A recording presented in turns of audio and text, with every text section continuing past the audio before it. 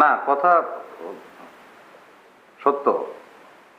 আমাদের এলাকায় কয়েকদিন আগে একটা লোক এই মানে হার্টের প্রবলেম ছিল, তো চা পান করার কারণে হার্ট অ্যাটাক হয়ে মারা গিয়েছে।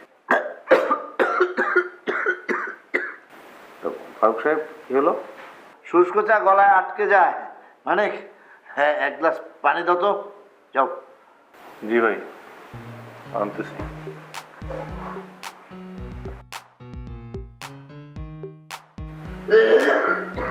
জোরে দম নেন, দম নেন জোরে। দম তো নিতে পারি না। পানি দাও।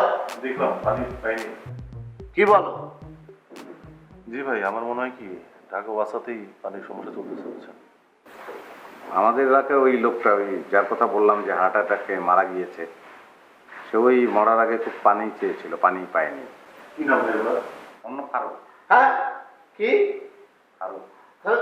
আপনার নামে?